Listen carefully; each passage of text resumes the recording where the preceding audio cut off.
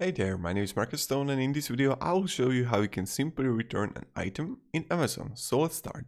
The first thing you want to do is just be in Amazon. Then just go to your account. Now here you want to click on your orders.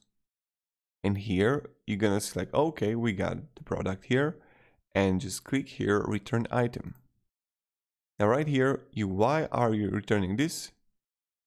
Performance and quality, you can choose the reason why are you actually giving it away and returning it,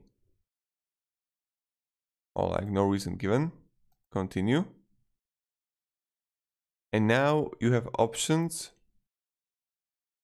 like how you want to actually refund it to your Amazon account balance, refund, and now just continue. And now you have like option how you want to send it,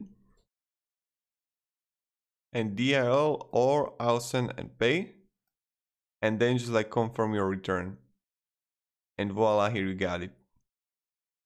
So thank you very much everybody for watching. If you have any questions, guys, ask me down below in comments. I'll be really happy to help you, and yeah, have a great day and goodbye.